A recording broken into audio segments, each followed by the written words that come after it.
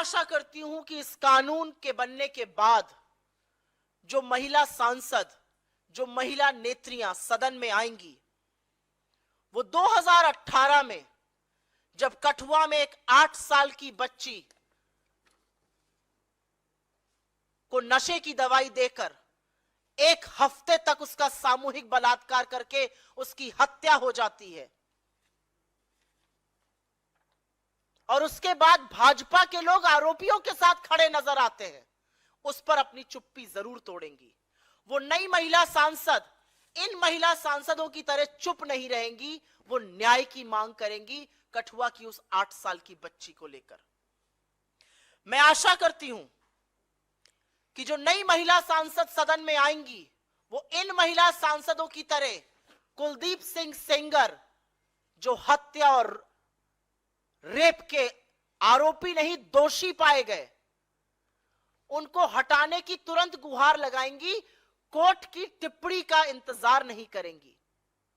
वो अपने साथी सहकर्मियों से कहेंगी कि कुलदीप सिंह सेंगर दोषी पाए गए, उनके घर का चक्कर लगाना, उनका चरण वंदन करना, उनका महिमा मंडन करना बंद कर दो। वो आशा करेंगी कि जिस बच्ची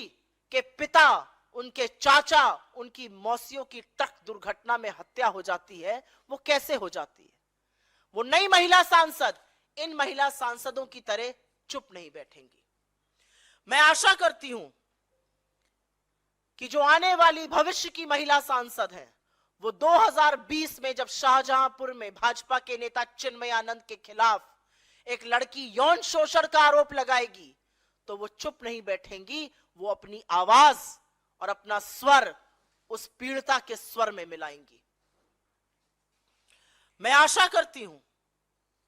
और यह भयावह था, लेकिन मैं आशा करती हूं कि जो नई महिला सांसद आएंगी वो इन महिला सांसदों की तरह भाजपा की हाथरस में जब एक 19 साल की बेटी का बलात्कार हो जाता है, बर्बरता होती है, उसकी मृत्यु के बाद 2:30 बजे रात को बिना उसके परिवार के जब उसको पुलिस और प्रशासन फूंक देते हैं, तो वो अपनी आवाज उठाएंगी। वो कहेंगी अपनी सरकार से कि आप पीड़िता का चरित्र हनन मत कीजिए। वो कहेंगी अपनी सरकार से कि प्रशासन के माध्यम से उनके परिवारों को डराइए मत, धमकाइए। वो ये कहेंगी, वो चुप नहीं रहेंगी इन महिला सांसदों की तरह। मैं आशा करती हूं कि जब नई भविष्य की महिला सांसद आएंगी तो वो लखीमपुर में पंचायत चुनाव में एक जनप्रतिनिधि के चीरहरण पे अपनी आवाज बुलंद करेंगी, वो चुप नहीं बैठेंगी। मैं आशा करती हूं कि जब अंकिता भंडारी की उत्तराखंड में हत्या की जाएगी, जब उसको जिस्म फरोशी के लिए मजबूर किया जाएगा और जब वो मना करेगी और जब भाजपा के नेता का बेटा उसकी हत्या करेगा और प्रशासन सारे सबूत मिटाने के लिए होटल पे बुलडोजर चला देगा, तो ये महिला सांसद कुछ बोलेंगी, इन महिला सांसदों की तरह चुप नहीं रहेंगी। ये आशा है मेरी इस देश की आधी आबादी, इस देश में आने वाली नई महिला नेत्रियों से। मैं आशा करती हूं कि जो नई महिला सांसद इस सदन में चुनकर आएंगी, वो देश की सबसे होनहार बेटियों को रोते हुए, बिलखते हुए जब देखेंगी, जब वो देखेंगी कि उनको सड़कों पर पीटा जा रहा है, घसीटा जा रहा है, जब वो देखेंगी कि महीने भर से ऊपर ये बेटियां जिन्होंने देश का मान बढ़ाया है, गर्मी और धूप में बैठकर, बारिश के बीच में बैठकर आंदोलन कर रही हैं, वो जब सुनेंगी उनके यौन शोषण के आरोप, तो वो अपनी पार्टी और अपने नेतृत्व से कहेंगी कि ब्रजभूषण शरण सिंह को तुरंत पार्टी से निकाल फेंकिए। वो आंख पर पट्टी बांधने का इन महिला सांसदों की तरह काम नहीं करेंगी। मैं आशा करती हूं कि ये जो नई महिला सांसद आएंगी सदन में, वो इन महिला सांसदों की तरह मणिपुर पर मौन नहीं रहेंगी। मणिपुर पर जब नग्न औरतों को घुमाया जाएगा, जब आदमखोरों की भीड़ उनके शरीर को छलनी छलनी करेगी, उनके शरीर को छुएगी, तो ये नई महिला सांसद अपनी आवाज उठाएंगी। 78 दिन तक एक भयावह वीडियो का इंतजार नहीं करेंगी। वो पूछेंगी प्रधानमंत्री से, वो पूछेंगी गृह मंत्री से, वो पूछेंगी मुख्यमंत्री से कि आपकी नाक के नीचे इस देश की बेटियों के साथ ये हुआ और 78 दिन तक आप मौन और शांत क्यों रहे? क्योंकि अगर कोई महिला इन सब बातों पर अपनी चुप्पी नहीं तोड़ती है, अगर कोई महिला इन सब बातों पर मौन नहीं तोड़ती है, तो उसको सदन में रहने का कोई हक नहीं है।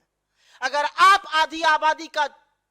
प्रतिनिधित्व कर रहे हैं, अगर आप आधी आबादी के नुमाइंदे हैं, तो सबसे पहले आपको आधी आबादी की सुरक्षा, उनके खिलाफ अपराध, उनके खिलाफ हो रहे अत्याचार, उनके खिलाफ हो रही बर्बरता और उनके खिलाफ जिन लोगों ने किया है उनको मिल रहे राजनीतिक संरक्षण के खिलाफ बोलिएगा, जो इन महिला नेत्रियों ने दुर्भाग्यवश नहीं किया। मैं आशा करती हूं कि भारत जो वीरांगनाओं की भूमि है और एक से एक वीरांगनाएं हुई यहां, भारत जहां पर मां के पैर में जन्नत और स्त्री को देवी का दर्जा दिया जाता है, वो स्त्री को उसके वजूद को पहचानेगा और ये महिला नेत्रियां जो चुप रही, ये सबक सीखेंगी। आने वाली महिला नेत्रियां, आने वाली महिला सांसद, मैं आशा करती हूं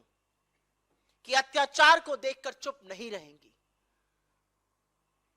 वो बर्बरता को देखकर मौन नहीं रहेंगी, वो बोलेंगी, वो बेखौफ होंगी, वो निडर होंगी, वो अपनी सत्ता की लोलुपता के पीछे नहीं छुपेंगी। उनको कोई फर्क नहीं पड़ेगा कि अत्याचारी कौन है, उनको यह फर्क पड़ेगा कि अत्याचार एक महिला पर हुआ है, जो दुर्भाग्यवश इन हंसते हुए चेहरों ने कभी नहीं किया।